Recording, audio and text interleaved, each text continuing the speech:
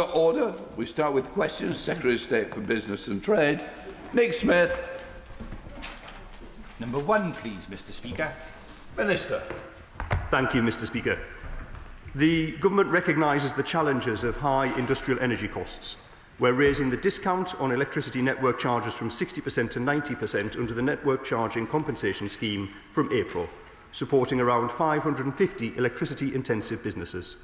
We also plan to review eligibility for the British Industry Supercharger and the Energy Intensive Industries Compensation Scheme this year. From 2027, the British Industrial Competitiveness Scheme will cut electricity costs by around £35 to £40 per megawatt hour for around 7,000 manufacturing businesses. Nick Smith. Can I thank the Minister for that answer? Mr. Speaker, under the last Conservative government, we had the soaring energy costs and the highest industrial energy bills in Europe. Now, under Labour, manufacturers, including in Blaenau, Gwent and Rhymney, have seen costly levies taken out. So for the future, can the Minister please outline what else the government can do to further bring energy bills down for our UK industry?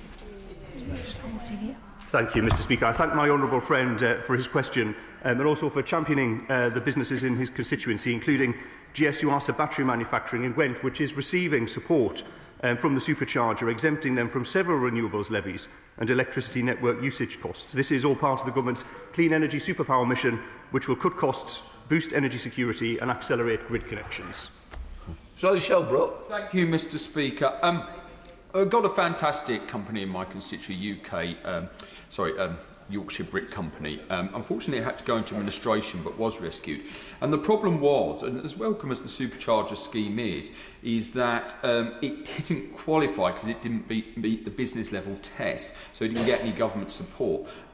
So can I ask the government to talk directly to ceramic manufacturers who are huge users of electricity, gas and various other products, because often if we're exporting the product to have made elsewhere, the carbon footprint is much bigger than having it done locally. Yes. Thank you, Mr. Speaker. I thank the honourable gentleman for his question, and as he knows, I share his concern around the ceramics industry. He's quite right that many ceramics companies fail to qualify for the supercharger scheme. There is a review of the supercharger this year, and I've asked officials to look very carefully at the potential for including ceramics companies in that. I discussed this with the ceramics industry at an event in Parliament this week, and which he also attended. And I think the Yorkshire Brick Company were in attendance too at that meeting. And I can also inform him that I and my honourable friend, the Minister for Trade, will be meeting further with ceramics industries in the near future. Andrew Stockton. Question number 2, please, Mr. Speaker. Minister. Mr. Speaker, from April, every pub and live music venue will get 15% off its new business rates bill, on top of the £4.3 billion support announced in the budget. Bills will then be frozen in real terms for a further 2 years. We've also raised the employment allowance from £5,000 to £10,500, so 865,000 employers will pay no national insurance contributions this year, and we're also going to allow pubs to open more, not only in England and Scotland during the World Cup, because they've already qualified, but I hope that Wales will qualify as well, so we'll be able to do that in Wales as well. Thank you very much, Mr. Speaker. From the Queen's in Lytham to the Hop Shop in St Anne's to the Hand and Dagger in Trails and the Thatched House in Poulton, we are blessed with many wonderful pubs in the Fylde constituency, but they were hit very, very hard by the changes to national insurance, and the looming business rates changes that will hit them hard have many of them worried. And some of the changes that have been announced are welcome, but will not go as far as mitigating all of the increases in costs that pubs are facing. So what more plans do the government have to support pubs such as the ones in Fylde? Well, I note his support for pubs in his constituency. It's obviously intense. He basically took us through a pub crawl there. I would just say that if he's looking for a Valentine's Day dinner, perhaps with his wife, that the Coach and Horses in Freckleton is offering 2 mains and 2 drinks for £25.99. But we'll keep it quiet just so that it's a surprise for his wife. Or whoever else he takes. His wife. Maybe, Mr. Speaker, you're going to be taking his wife to the Coach and Horses. Who knows? Look, on a very serious point, we are fully aware of the problems that have been facing pubs and live music venues for a considerable period of time. With live music venues, that's one of the reasons why we've been trying to encourage arena tickets to put an extra £1 on the ticket on a voluntary basis so as to be able to support live music venues. We also want to, and I'm conscious that over the years, many pubs have closed. He wasn't in the House under the previous administration, but some 7,000 pubs closed in those 14 years. It was something like one every 14 hours. So we're conscious of the problems. We want to do everything we can to help. Rachel Blake. Question number 3, Mr. Speaker. Minister. Mr. Speaker, 46% of the UK's trade is with the EU, but we want to do far, far better, achieving as frictionless trade with the European Union as is possible. We're in the process of fine-tuning the deal we reached last year on food and drink and negotiating on joining the single electricity market. We want to improve business mobility and secure the mutual recognition of professional qualifications. And we've just appointed 3 new trade envoys, 1 for France, 1 for Germany and Italy, as part of our exports drive.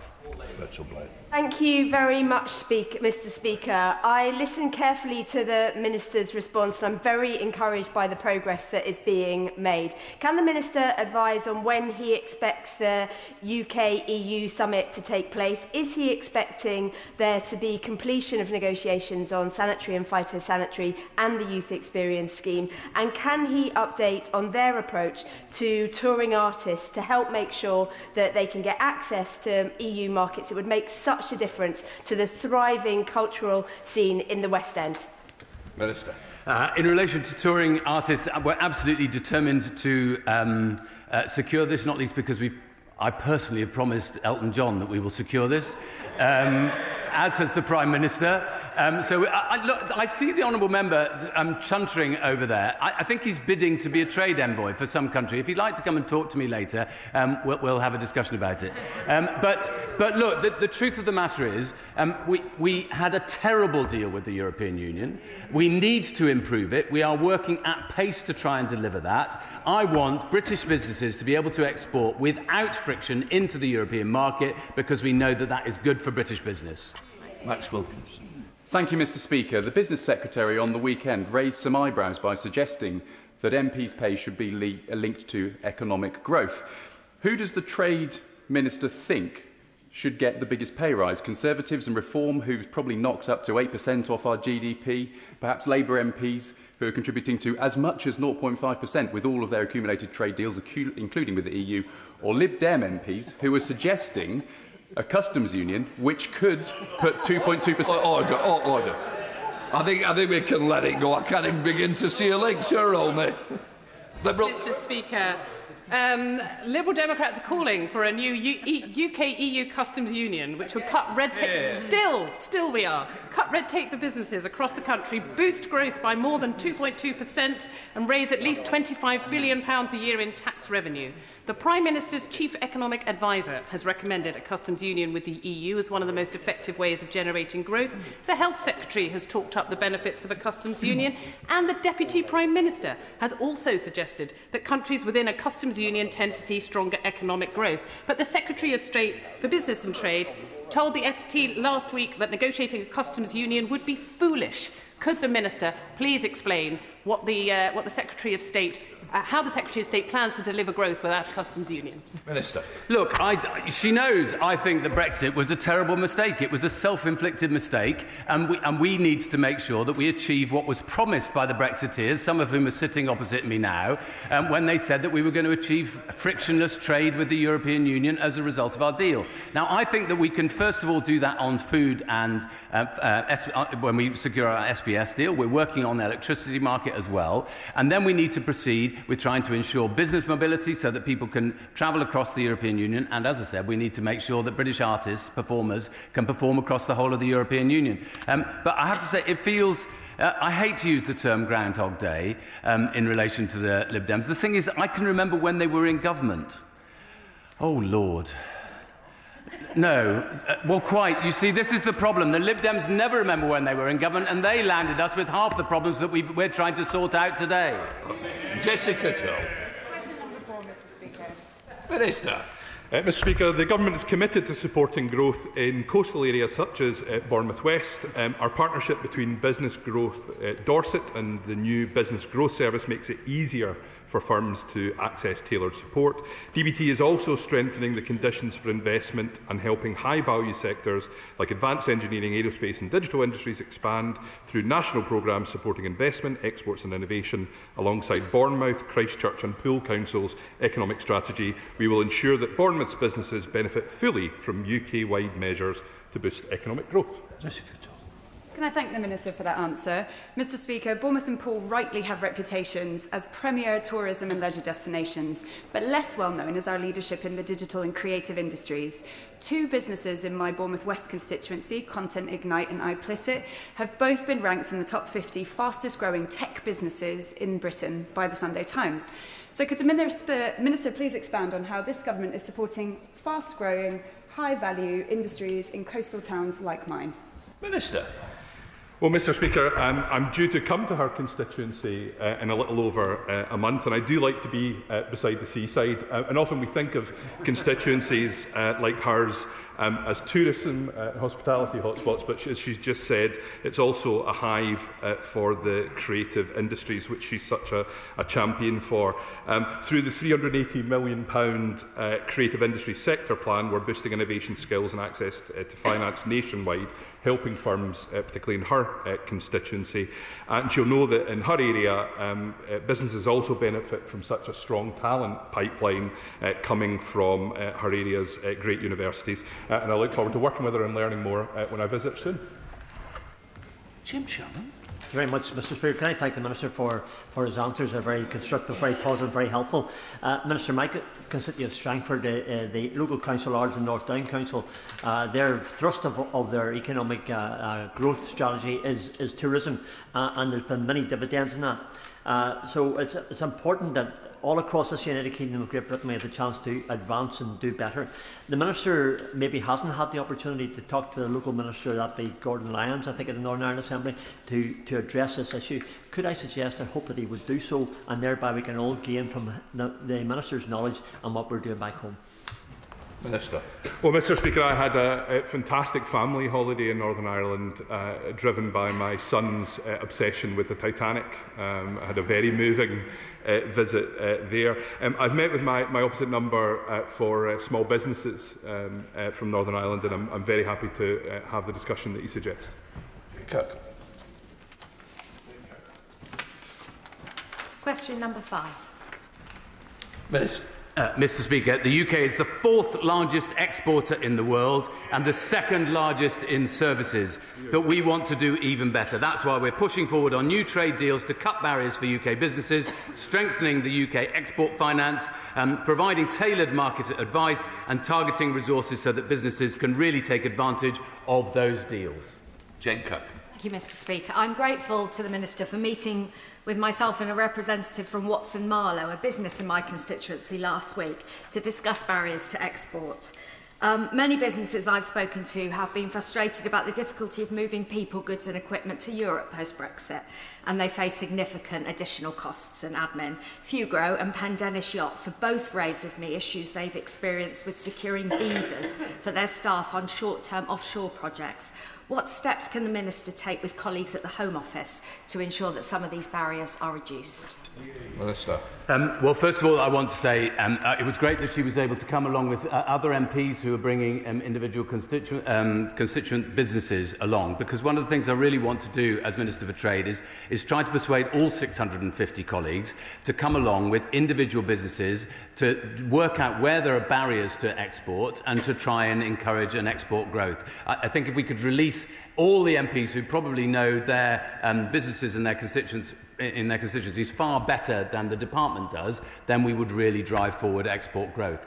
She's absolutely right. There are issues around visas and business mobility which we need to address. It's one of the things that both the Home Office and we are discussing with our European allies. We need to do better on this, and we also need to get to a place where we have mutual recognition of professional qualifications so that people can simply transact their business more effectively. I'll put it, Sean.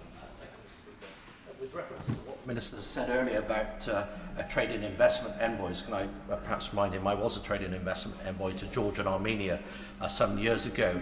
The problem is that the trade and investment envoys now are pretty much all Labour, where previously under all Prime Ministers it was cross-party. So can I suggest perhaps the government should revisit the strength of having a cross-party approach? That might help business exports. He very publicly offered, I think, unless I misheard, for me to become a trade envoy again. If I was approached, I might do that. But on a serious point, Mr. Speaker, can I just ask on UK export finance in high-risk investment areas, such as rebuilding Syria, getting jobs and investment into that country very quickly, that UK export finance should underwrite with insurance those high-risk investments? Yeah. Well, I noted there was another application. Just because he's applied doesn't necessarily mean he's going to get the job. Secondly, he makes a very good point about UK export finance, in particular in areas, war-torn areas and difficult areas. That's why we set a specific amount of money aside for Ukraine.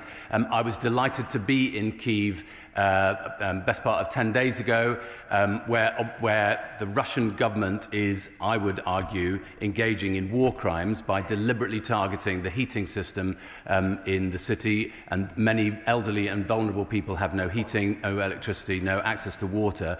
I was very proud to see Scottish steel and British architects designing the bridges that are helping Ukrainians get to work again after the bridges were blown up when the Russians tried to invade as part of the full-scale invasion. So he makes a very good point about export finance. I've also had discussions about how we can roll that out in relation to Syria as well. Julie Benz. Mr. Speaker, last week I visited the brilliant family-run Clark Door company in my Carlisle constituency. Clark Door design, manufacture and export right across the globe, supplying venues like the Tate Modern, the Qatar National Centre and topically, as we approach next weekend, Super Bowl, the NFL Media Centre in New York. Can I ask the Minister what support the government can give to exporters like Clark Door so that their pioneering R&D ensures their continued export success? And can I ask the Minister if you'd like to visit Carlisle and take a look behind the Clark Door? Well, first of all, I mean, we are doing really well on UK exports. They were up to 929 billion in the last 12 months, ending in November 2025, which is up 4% on the year before.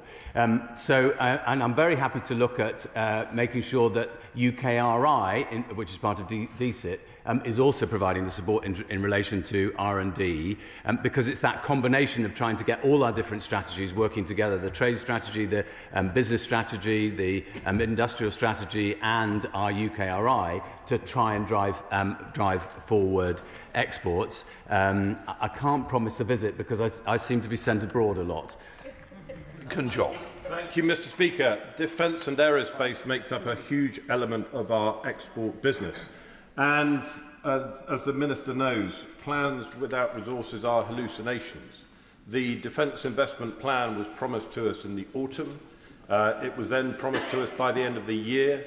It's still not there. When is the government going to get its act together and stop dithering over the Defence Investment Plan so that it can fuel our export economy? Yeah. Well, obviously, defence is a really important part both of our industrial strategy and also of our export strategies. We have a series of different export campaigns that we're running, which are either titled Platinum or Gold. Several of these relate to defence expenditure. So, for instance, when I was in New Zealand just before Christmas, one of the things we were talking about was the potential of the UK building a new dry dock and providing frigates for the New Zealand Navy. I will make sure that he gets an answer from the department, from the Ministry of Defence, who have obviously primary responsibility for that area. But he makes a fair point.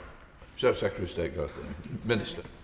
Thank you for the promotion, Mr. Speaker. We know that some British businesses are put off exporting owing to costs, and in particular the cost of cross-border payments. One solution to this is through the adoption of innovative digital payment methods, and that's why I personally warmly welcome the government's announcement on the Transatlantic Task Force for Markets of the Future. But since its announcement last September, we haven't had a great deal of detail from the government on it. And so can the Minister please provide an update on the status of the task force and what he hopes it will achieve for our exporters? Minister. I certainly will write to him on this. And of course, electronic commerce generally is one of the things that I think we're going to need to address at the World Trade Organization Ministerial Conference in Cameroon at the end of March. There's been a moratorium on tax in relation to that, but we would like to make that permanent. We're discussing with our international allies around that. Just one other thing I'd say about exports, which is I was at Fevertree on Monday morning, and their advert used to be, if 3/4 of your gin and tonic is a tonic, why on earth do you not care about the tonic? I note that several members are querying the fact that 3/4 of their gin and tonic might be the tonic. It might be more 50-50 or even the other way around. But the point is that many businesses that are really successful in this country, including Fevertree, know that 3/4 of their business can be export. That's what we need to drive up. Well, I thank the Minister for that response. This is one of those areas that we genuinely agree on. Digital payment technology is genuinely going to provide an opportunity for British exporters. And so I would gently ask the Minister to get on top of the detail on that task force and provide an update as soon as he possibly can. We did ask the DBT Minister previous to him last June exactly what the government strategy on digital payment technology was, and we were promised that it would be part of the industrial strategy. When the industrial strategy came out, it was missing. Can he explain why? Thank you. Minister. I've just had whispered in my ear that my colleague has met with the main providers in this area only a couple of weeks ago. As I say, I will write to the Honourable Member with some more detail. Some of these issues are difficult to land because of international cooperation needing to land it. What I'm pleased about is that in some of our trade deals now, not only are we talking not just about goods and about services, but we're making sure that we have a digital element to those trade deals as well, because that's where a lot of our economic future lies. Question number 6, Mr. Speaker. Minister. Good morning, Mr. Speaker. Thank you. I know my honourable friend has been actively engaging with his local businesses, such as Cameron's Brewery, to highlight their importance to the local economy, and I thank him for it. We've introduced permanently lower tax rates for retail, hospitality and leisure businesses, while providing £4.3 billion to shield ratepayers from bill increases. On top of this, the Chancellor announced a 15% reduction in new business rate bills for pubs and live music venues, and then frozen for a further 2 years. We are also advancing licensing and planning reforms for the hospitality sector, and through the work of the Hospitality Support Fund, providing £10 million to help hospitality venues grow and support job seekers into the sector. Later this year, we will bring forward a new high street strategy and will work with industry on its development. Jonathan Brash. Thank you, Mr. Speaker. I thank the Minister for her answer. The Marine Hotel in Seaton Carew, my constituency of Hartlepool, has been run for the last 30 years by Lee and Claire Dexter. It's a family business run by hard-working people who are committed to their community. Yet they've seen their business rates rise significantly, not driven by the multiplier, but by the sharp increase in the rateable value. They do need help. So while I welcome the steps set out to support pubs this week, will the Minister meet with me to look at ways that we can fix the business rate system that's failing hotels and wider hospitality in Hartlepool? Minister. I thank my honourable friend for championing businesses like the Marine Hotel in Hartlepool. Hotels will continue to benefit from the support for business rates announced at the budget, including the Transitional Relief Scheme, which will cap increases for those seeing the large overnight increases. We have announced that we will review the way that hotels are valued. We recognise that hotels have expressed concerns about how they are valued for business rates, and those valuations are undertaken in a different way to some other sectors. The methodology used is well established, but as with pubs, specific concerns have been raised, and it's right to review this to ensure that it accurately reflects the rental values for these sectors. And I thank him and will be happy to discuss further. Question number 7, Mr. Speaker. Minister. Mr. Speaker, we regularly assess Israel's compliance with and commitment to international humanitarian law. It was those assessments that led us in September 2024 to suspend licences where the items might be used in military operations in Gaza. Most of the licences suspended at that time have since expired, but we have continued to refuse licence applications on the same basis.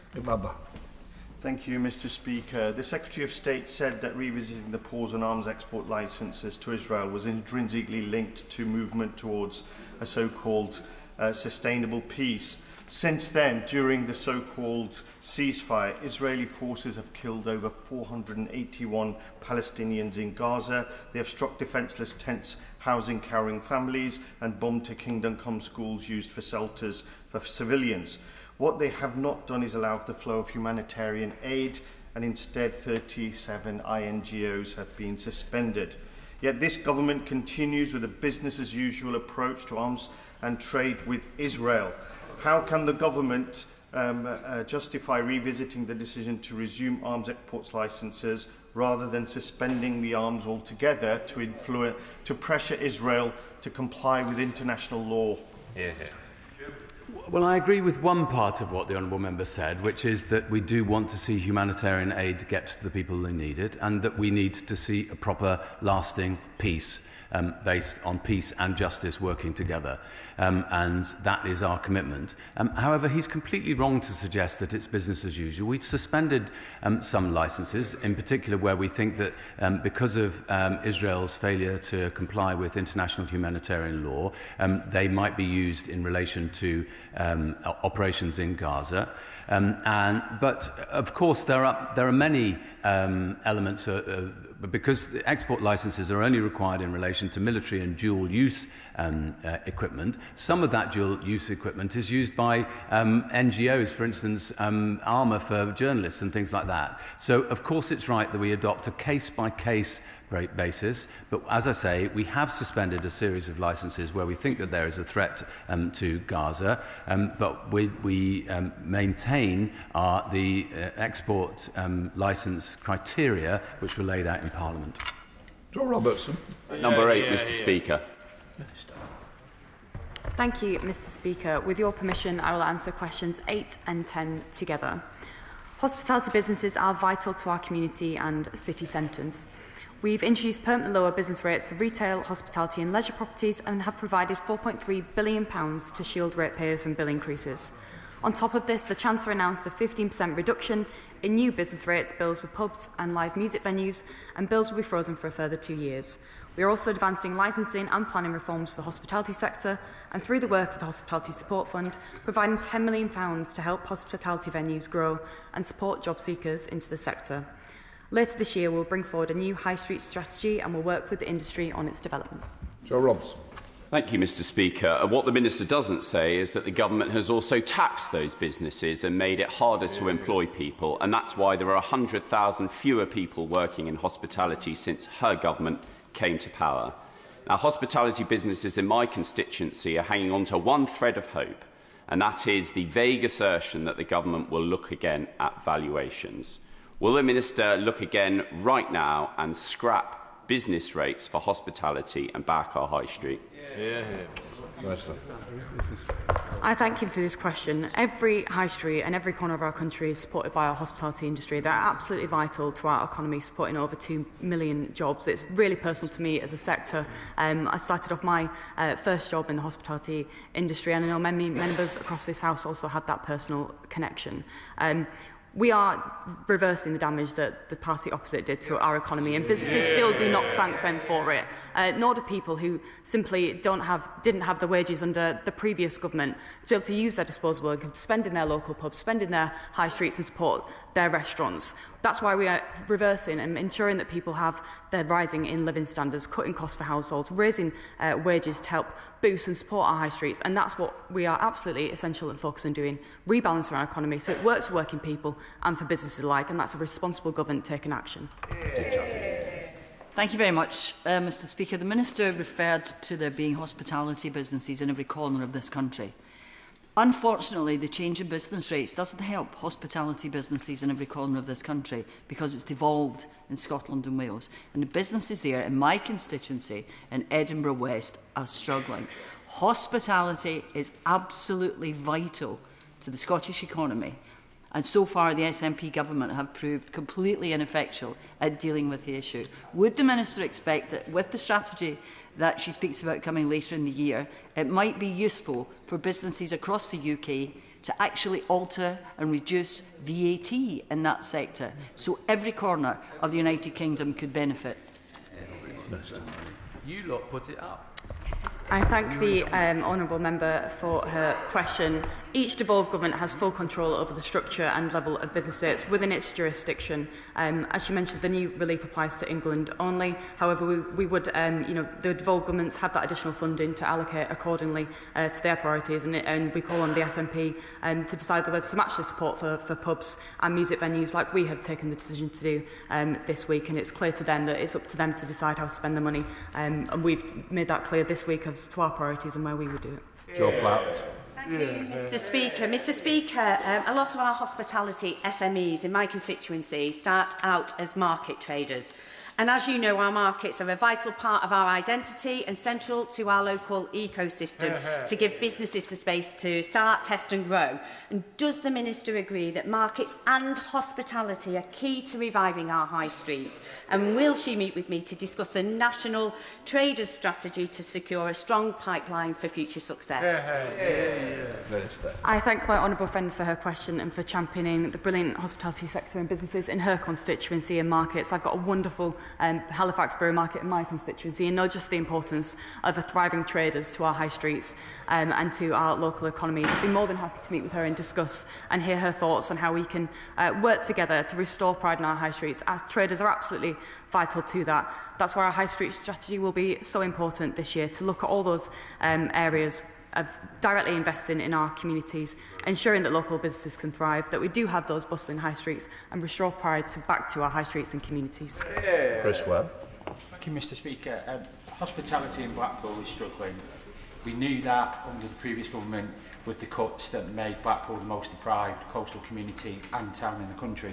But Blackpool has an answer to the solution. It's the new Blackpool Tourism Enterprise Zone. It's expanding our current enterprise zone right across the promenade into those hospitality and tourism businesses. So will the Minister meet with me and the Managing Director of Blackpool Tourism Limited, Kate Shane, to discuss our idea to create jobs, unlock growth and investment in Blackpool?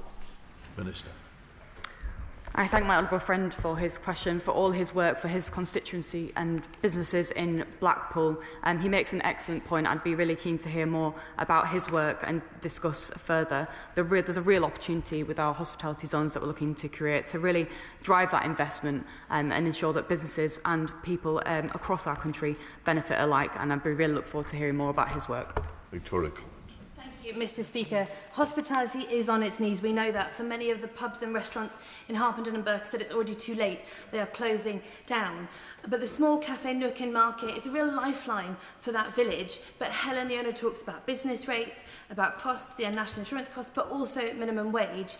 The Liberal Democrats have long been calling out with hospitality that cry to government to say things have to be done to help them. We welcome that U-turn, but I would call on the Minister and the government to hear that cry before the next U-turn, and it's too late for the next swathe of hospitality that will close down. Good point. Minister. Over the longer term, we have committed to reviewing the methodology for business rates purposes, and if necessary, we'll make changes to ensure that valuations in particular accurately reflect the rental market for these properties at the next revaluation. We'll be conducting that expert review, working closely with hotel and pub sectors in particular. We want to see our high streets absolutely thrive, and hospitalities are really key to that in her constituency and across our economy too. That's what I want to see, and that's what we're committed to working towards. Kim Johnson. Thank you, Mr. Speaker. Liverpool's hospitality and small businesses continue to tell me that soaring business rates are pushing them to the brink. Many independent shops, cafes and community venues, pillars of our local high street, are now facing increases far above what they can absorb, especially in terms of energy and supply costs. These are businesses that create local jobs, drive footfall and keep our high streets alive. So can the Minister explain what immediate steps the government will take to reform the business rate system so it no longer penalises areas like Liverpool disproportionately? And will she commit to meeting with affected businesses owners in my constituency to hear directly about the pressures they are facing to urgent support they need to survive? Minister. Thank you, Madam Deputy Speaker, and I thank my honourable friend for her question. We are introducing new permanently lower tax rates for eligible retail, hospitality and leisure properties worth nearly £1 billion per year that will benefit over 750,000 properties. Next year, the rate for small RHL properties will be the lowest since business rates were introduced more than 30 years ago.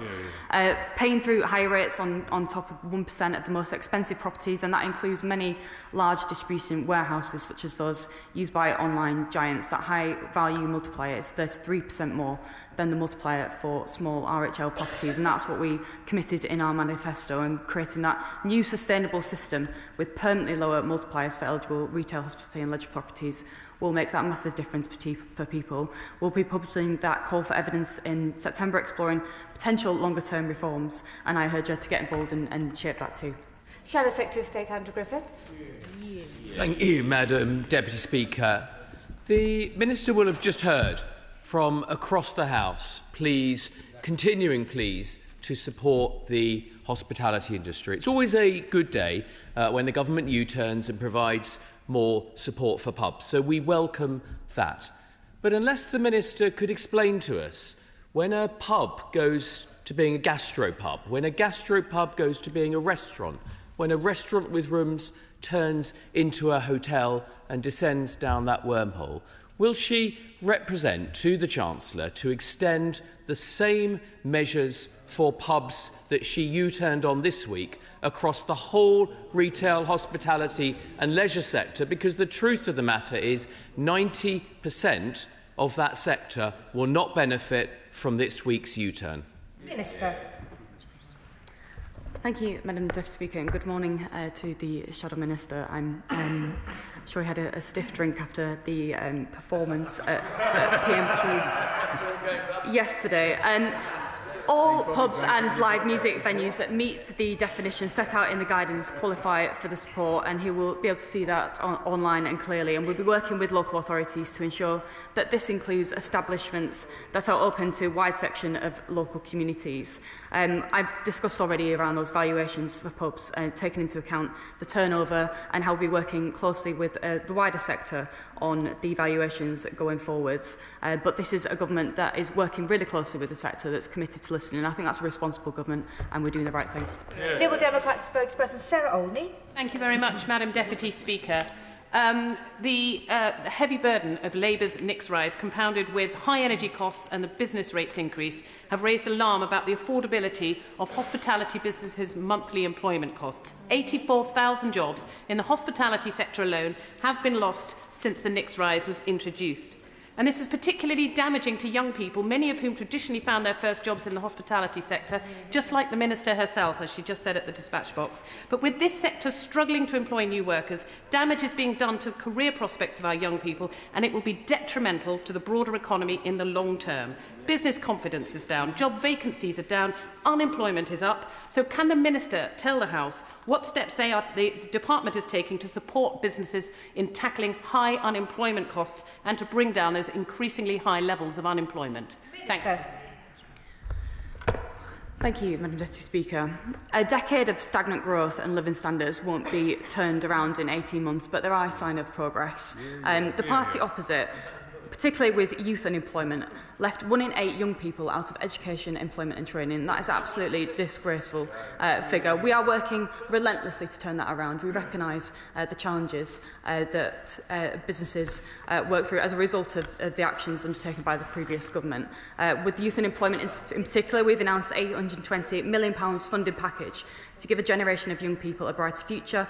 Over the next 3 years, almost 1 million young people on universal credit across the country will benefit from support designed to get them into employment and learning, particularly what we're doing on small businesses with apprenticeships and partly funding that too. And that will be significant, especially for the hospitality sector, to encourage more jobs, as it's key as a lifeline for people to get onto the employment market. I recognise that, as she noted. We know the importance of that, and we want to work really closely with the sector through the Council and through the wider work that we're doing in the strategy, because it's significant. Lizzie Collins. Question number 9, Madam Deputy Speaker. Thank you, Madam Deputy Speaker.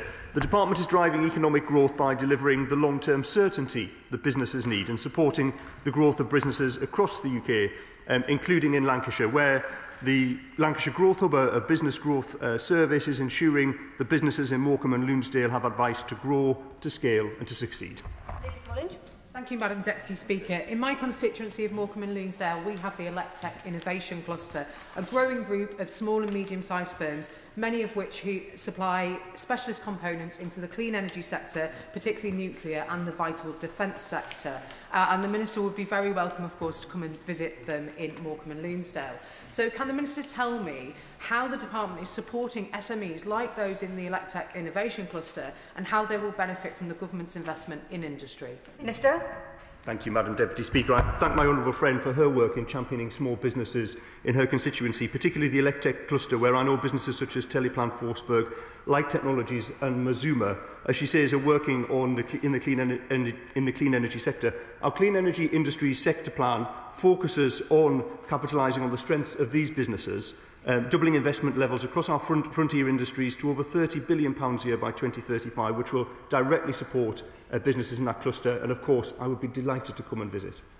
Peter Swallow. Thank you, Madam Deputy Speaker. 11, please. Minister. Thank you, Madam Deputy Speaker. Our plan to make work pay will bring employment rights legislation into the 21st century, extending protections given by the best British companies to millions more workers, including those in Bracknell Forest. We're delivering this change in partnership with businesses, trade unions, public sector employers and civil society. And when implemented, the Employment Rights Act will increase protection from sexual harassment, extend and strengthen statutory sick pay and end exploitative zero-hours contracts, tackle fire and rehire with over 18 million workers to gain greater fairness and security. Peter Swallow. Across the country, millions of fathers can be denied time off from work to spend with a newborn child. Thousands of carers are out of work because employers won't give them the flexibility they need. This government is delivering day one paternity leave. We're listening on carers' leave. I know what a difference this will make to my constituents. So can the Minister think why the Honourable Member for Clacton and his Reform MPs voted against this change? Where are they? I thank my honourable friend for his really important question. He's absolutely right to raise this. Reform voted against the Employment Rights Act at every single opportunity. The member for Clacton would roll back on the protections we have given to 18 million workers across the country, including those absolutely vital day one paternity leave and parental leave, statutory sick pay for the lowest paid, protections for pregnant workers, increased protection from universal for unfair dismissal, end to exploitative zero-hours contracts, and a new right to bereavement leave, and so much more. Reform are simply not the party for working people. It's this side of the House. They voted against it, and also their plans would threaten employment up and down the country. Shadow Secretary of State Andrew Griffith. Thank you, Madam Deputy Speaker. It's not just, of course, Bracknell, and one day the benches opposite will understand there are no workers' rights if you have no work. Youth unemployment is up significantly. It's a tragedy that everybody should be ashamed of, and it's going up on their watch. Small businesses, who provide so many jobs, are very worried about the administrative burden of trade union access. We're talking about the very smallest businesses here: pubs, restaurants, garden centres, small catering businesses. They're the backbone of our communities. So will the Minister consider, as she tries to implement the Act, lifting the threshold for the trade union access agreements to a head count of 250, recognised elsewhere as a threshold in law that would protect our very smallest businesses from that administrative burden? Minister. Thank you, Madam Deputy Speaker. To hear about the opposition party try to lecture this side of the House on trade union engagement, industrial relations and how we operate in our economy is a very interesting reflection from this dispatch box. He knows that I'm working really closely with businesses of all sizes, small and large, and our trade unions and partners, because that is the right thing to do. This is a significant piece of legislation. We want to get it right, but we also want to fundamentally change how we do things in this country. That is the right thing to do, and we're taking the responsible action to do so. We recognise there's lots of changes. That's why we're working in a staged way over the next 2 years to implement them, and we're doing it in partnership with businesses and unions. We want to work together to deliver this. It's a significant change for 18 million people across this country, and businesses are absolutely vital for us delivering it. That's why we're working together to do that. Chris Bloor. Question 12, please. Minister. It's me again. I'm having quite the outing today, Madam Deputy Speaker. I welcome the question from my honourable friend, whose business experience as the Chief Executive of an international trade association gives him acute insight into this topic. This government is committed to tackling the pressing issues with the current employment status framework, and we will publish our consultation as soon as possible. The consultation will seek to address issues with the framework which can enable worker exploitation and leave vulnerable workers without core employment protections. Thank you, Madam Deputy Speaker, and I thank the honourable member, the Minister, for her answer. She will know too many parcel couriers in my constituency and many across the country are on bogus self-employment contracts on worse terms and conditions without holiday pay or sick leave, driving down standards across the sector, but of course robbing the public purse of national insurance contributions. I welcome her commitment to announcing the consultation on single status of worker, and can she guarantee that both employer and employee representations will be included in that consultation? Minister. My honourable friend raises an important issue and I thank him for it. I completely agree that some businesses seeking to undercut others in a race to the bottom through bogus self-employment is completely unacceptable. Employers should never seek to deny people their employment rights and avoid their own legal obligations by claiming someone is self-employed when in reality they might not be. We'll therefore be consulting both on changes to the status framework itself and on an action to improve compliance, and will of course engage with all stakeholders as part of that. Jess Brown-Fuller. Question 13, Madam Deputy Speaker. Minister. Thank you, Madam Deputy Speaker. The Government is working hard to reduce operating costs for all UK businesses, including those in Chichester. We're working to reduce the annual administrative burden of regulation by £5.6 billion by 2029, enabling businesses to unlock growth and boost innovation across key sectors.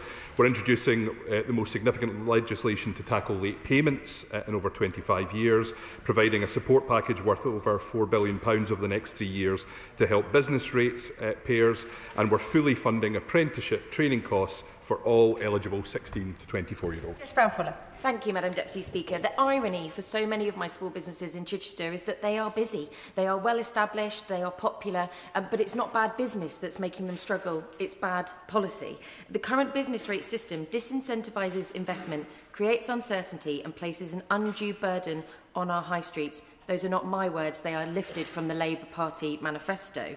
So when should my local businesses expect the real changes that they need to business rates, and will they please explore a commercial landowner levy in their upcoming review? Minister.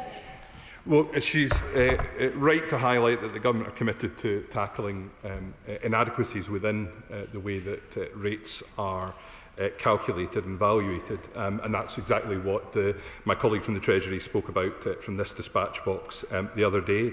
But just to say, I mean, beyond the rates issue, we are protecting high street businesses from upward-only rental review clauses. We're introducing a community right to buy so people can take valued community assets into ownership on the high street. We've got rental auctions for empty properties on the high street. We've got action on bogus businesses, as my honourable friend spoke about. So we are doing a great deal to try and help the businesses she described. Liz Twist. Question 14, Madam Deputy Speaker. Minister. With permission, Madam Deputy Speaker, I'll answer questions 14 and 15 together. We're focused on delivering our industrial strategy so that we're once again a nation that makes things, invents new industries and exports around the world. We're investing £100 billion into industries through the National Wealth Fund. We're directing £9 billion in research and innovation funding towards key growth industries, and we're bringing forward a huge increase in support for exporters through UK export finance. Madam Deputy Speaker, for 14 years under the last government, my constituents' living standards stagnated. Across Blaenau and Consett, we've got many successful manufacturing and engineering firms like Slater's Electricals and Peterson Steel Rigging in Blaenau, Gardner Aerospace and CAV Systems in Consett, and many more. Can my honourable friend set out how our modern industrial strategy will support businesses in my constituency to get living standards raised for my constituents. Minister. Well, she's such a powerful advocate for the industrial strengths in her part of the world, and it's exactly those strengths that our industrial strategy is working on to drive up business investment, to create those high-quality jobs that will improve living standards and deliver better public services for everyone. The Government's Northern Growth Strategy aims to increase the potential of the Northern Growth Corridor to catalyse growth in sectors like those that she describes, and I know we'll continue to work with her to make sure her constituents get the most out of that. Luke Akehurst. Madam Deputy Speaker, County Durham has been home to proud British industries for centuries, but for decades they've been in decline, and communities like mine in North Durham have paid the price.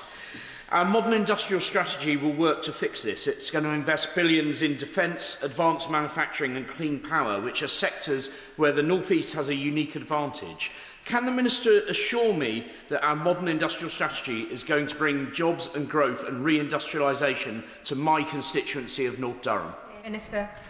Yes, Madam Deputy Speaker, I can reassure him of that. The industrial strategy recognises the great strengths in the North East that my honourable friend is such a strong champion for. As part of the North East Combined Authority, County Durham's benefiting from targeted measures, including at least £30 million from the local Innovation Partnerships Fund and the pilot to develop a resilient electric vehicle supply chain.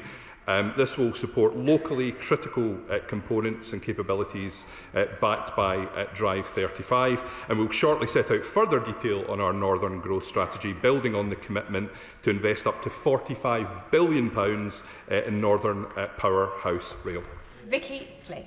Thank you, Madam Deputy Speaker. There is only one rebar mill in the UK, in Cardiff, and it can only make a small portion of our needs, means we're reliant on exports. Even if we open a new facility, we're not going to have enough capacity for things like the rail projects and the 1.5 million homes.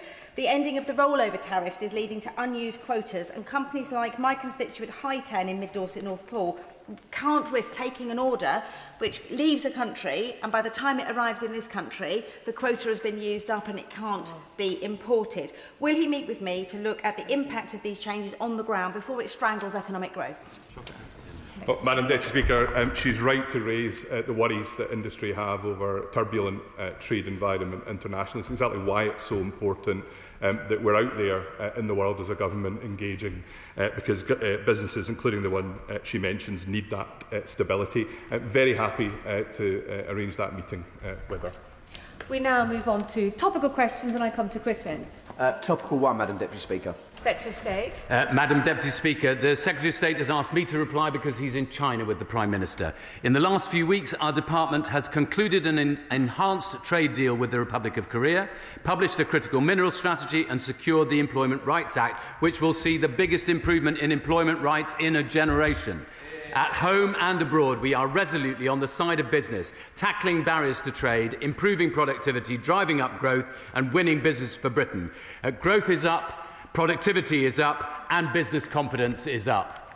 Chris Vins. Thank you, Madam Deputy Speaker. Last weekend I had the pleasure to visit the Advanced Aquarium consultancy in my constituency of Harlow, where they breed, grow and sell coral. I'm not going to make any coral jokes. It will be a reef to everybody. But what is particularly unique about a business like Advanced Aquarium Consultancy is the amount of energy that they need to use. So what is this government doing to support businesses like Advanced Aquarium Consultancy to bring down energy costs? Minister. Well, I thought he was going to ask, I was told he was going to ask a question about coral farms, and I was just wondering how you farmed tenors and altos and contraltos. But look, he makes a very fair point. There is a whole series of industries, as my honourable friend referred to earlier, where the cost of energy is a significant part of the problems that they're facing. And that's precisely the kind of work that we are engaged on as a department and as a whole government. And that's why it's so important that my honourable friend is in two departments and is able to bridge precisely some of these issues. Shadow Minister Dame Harriet Baldwin. Thank you very much, Madam Deputy Speaker. And yet again, the Business Secretary is not here for his departmental questions. This time he's in China, trying to sort out the mess that is British steel strategy. He's burning through £2 million a day of taxpayers' money, keeping the Scunthorpe furnace going. The Chinese owners are asking for £1 billion in compensation. Decommissioning could cost over £2 billion. His steel strategy is literally melting before its long-awaited publication. Given that when the Prime Minister negotiates, Britain loses, what is a good outcome here? Self-awareness from the Conservatives. Honestly, I mean,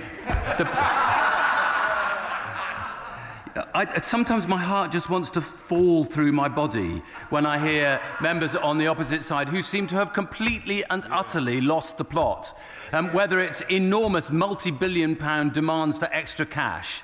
I mean, the honourable gentleman, as I understand it, was a chartered is a chartered accountant, but he doesn't seem to be able to count. The honourable lady seems to forget that when she was in government, the previous Prime Minister refused even to go and visit any of the steel companies in this country. We are determined to get a good outcome. But look, she attacks the Business Secretary for going to China. I think it is important that we engage with all of the big economies in the world.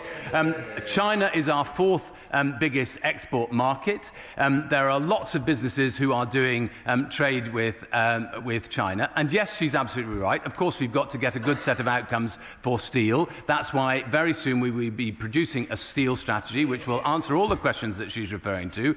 And I said at previous business questions that we wanted to make sure that we are able to publish soon what we're going to be doing after July in reference to our own trade, steel trade tariffs.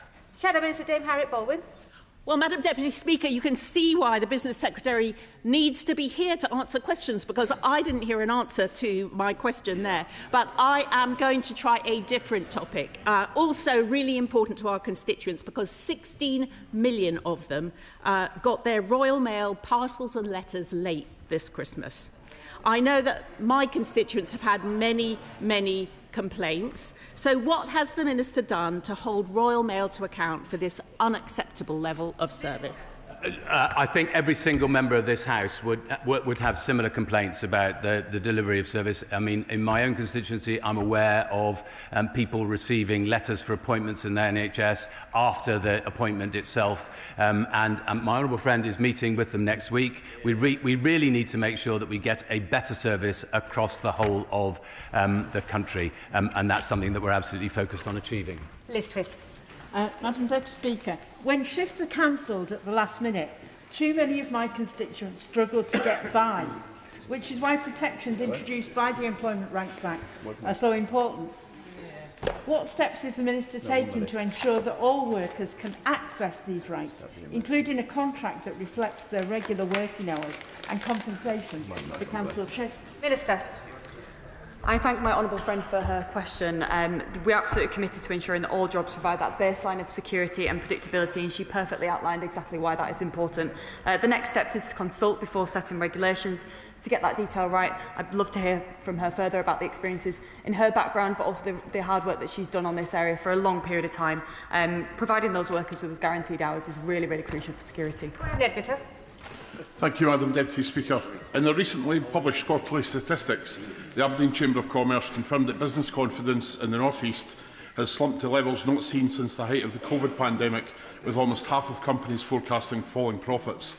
The clear reason cited was the Labour Government's refusal to ditch the tax on Scotland's energy, resulting in 1,000 jobs being lost each month, akin to what Thatcher was doing to the coal communities in the 80s. So can the Minister tell me why his government is happy to see crucial North East businesses suffering and the communities that those workers support? And will he apologise to the workers of the North East for the thousands of jobs that have been lost at the hands of this Labour government? Well, we've been working hard on to secure good outcomes for many of the businesses in his constituency. Walker's Shortbread is doing a phenomenal job exports around the world. I know because I've seen them in supermarkets in Auckland, in Melbourne, in Dubai, all over the place. Similarly, we're trying to get a good deal with the United States on whisky. We already have a good deal with India on whisky, and the Prime Minister and others will be talking about whisky in China as well over the next few days. I do wish he would be a bit cheerier. He's got one of the most beautiful constituencies in the land, whether it's the Larrig-Grew, the Rothy-Mercus estates, the Ospreys in Lochgarten or Loch and Eland. It's absolutely beautiful. He could just be a bit cheerier. Emma Foodie. Thank you, Madam Deputy Speaker. The North East has one of the largest pharmaceutical clusters, a key growth sector as identified in the North East Growth Plan. And my Cramlington and Killinworth constituency has some of the leading companies such as Ogmore and Sterling Pharma, providing good quality jobs and exporting around the world. How is the government backing our pharmaceutical sector and supporting the North East to secure and expand opportunities in this area? Minister. Thank you, Madam Deputy Speaker. I thank my honourable friend for the work that she's doing to highlight the North East's role as a key part of our life sciences and pharmaceuticals industry. She mentioned Organon in her constituency. Their Cramlington site was singled out by the leadership of that business at the JP Morgan Healthcare Conference in San Francisco recently. And in 2 weeks' time, I'll be opening Fujifilm's biotechnology factory in Billingham in my own constituency, a £400 million investment in North East biosciences. Our life sciences sector plan is backing the pharmaceutical manufacturing industry with £2 billion of investment. And of course, our UK-US deal is delivering zero tariff access for UK pharmaceutical exports. Smith. Thank you, Madam Deputy Speaker. Charmaine from Cox & Co Salon in Plymstock in my South West Devon constituency has been in contact because government business decisions are making it incredibly difficult for her business to stay afloat. Now, the National Hair and Beauty Federation has highlighted the fact that business rates remain the largest fixed cost facing this incredibly important industry. So will the Minister commit to extending business rate relief beyond pubs to all high street businesses and especially those in the health and beauty sector? Yeah. Minister. Well, we've already had quite a bit of a discussion about what we're going to do about business rates, and I haven't got much to add to that. I'll just say about the health and beauty sector, it's not only a sector in the UK, it's one that is vital to our new exports. So, for instance, in India, I'm sure she's aware of this, in India, because we've managed to get the tariffs down in our free trade agreement with India on beauty products, and there are lots of businesses that we've been facilitating going out to India as part of the trade fair who are driving up our exports to that around the world. So the whole of the sector, I think, has an opportunity to prosper when we manage to secure better free trade agreements. Josh Fenton-Glynn. Thank you, Madam Deputy Speaker. Almost 1 in 3 pubs in this country is a Tide pub. In Calder Valley, one such pub saw its payments to Stonegate jump from £800 a week to £1,700 a week just days after the 6-month probationary period ended.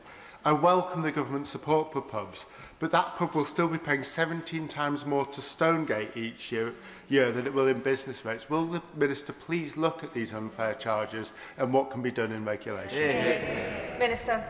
I thank my honourable friend for raising this important case. My neighbouring colleague in the wonderful Calderdale, and we have some of the best pubs in the country. As he knows, the Pubs Code in England and Wales regulates the relationship between pub opening businesses with 500 or more Tide pubs, including Stonegate, and their Tide pub tenants, and aims to ensure that tenants are treated fairly. The Government is currently undertaking the 3rd statutory review of the effectiveness of the code, and it may help to inform the review if the honourable member could write to me setting out the details of the examples he's mentioned. Adam. Thank you, Madam Deputy Speaker. Can I ask the Minister, please, when the Government will be announcing the results of their British Industry Competitive Scheme consultation and provide the fabulous manufacturing industry in my constituency of Leicester South with some much-needed help with their energy costs? Sir. Thank you, Madam Deputy Speaker. So the Honourable Gentleman is right to point out the British Industrial Competitiveness Scheme will provide a significant discount to up to 7,000 manufacturing businesses, up to 25% off their energy costs. It will certainly help manufacturing businesses in his constituency and across the whole of the UK. I encourage businesses in his constituency to contribute to the consultation, the results of which we'll be announcing in due course. Folks. Madam Deputy Speaker. Recently I met with employees and union reps from SynLab, a thriving pathology lab in Abergavenny. It's been taken over and now 30+ jobs are at risk, meaning these highly skilled STEM opportunities could move out of my constituency of Monmouthshire. I thank the Minister for meeting me earlier this week, but could she please meet with Welsh Government colleagues and myself to discuss how we ensure we keep these kind of high-tech jobs in Wales, as it shouldn't just be big cities that benefit from these STEM opportunities? First of all, I pay tribute to my honourable friend. It's great that she's a member of this House because we hear an unambiguous support for small businesses up and down her constituency, not just in the big towns, but in the small villages, as she says. She's absolutely right that Wales is a really good place for high-tech. I'm really delighted that recently £1.4 billion additional investment was announced at the Welsh Investment Summit in December, taking the total linked investment since the summit was launched to £16 billion. I'm sure that is going to deliver more jobs across South Wales in precisely the way she asks. I always enjoy the soliloquies of the Minister of State. It might be an opportunity for the Royal Mail and Postal Services Minister to answer this particular question, given that I wrote to the Minister's office about the catastrophic failure of the letter delivery service throughout Shropshire. So would the Parliamentary Under-Secretary of State agree to meet with me and my honourable friend, the Member of South Shropshire, about resolving this issue? Minister. Very happy to do so. You'll understand that Royal Mail is obviously a private company regulated by Ofcom, but it's also a critical part of our national economic and social infrastructure, and it's not acceptable if people are not getting their post. That's a message I'll deliver to Royal Mail in person next week. Thank you, Madam Deputy Speaker. The Minister mentioned the music venue levy earlier. He knows that in my constituency of Falmouth particularly and Truro, we have amazing music venues. I would ask him when the first payment from that levy might be made to those smaller venues. If Minister. Well, I've changed job, I'm afraid, since I was pushing that very, very hard. Certainly the intention was for that to be happening fairly soon. I will make sure that the Minister for the Creative Industries responds directly to her. But look, this is a really important opportunity for every time you go to a big arena gig, there should be a £1 levy on those tickets. I urge all the promoters, all the artists and all the concert arrangers to make sure that that money gets to small music venues. Madam Deputy Speaker, it shouldn't be the case that a toxic chemical like paraquat, which is the use of which was banned by the previous Labour government in 2007 for use here, and it's associated with the development of Parkinson's.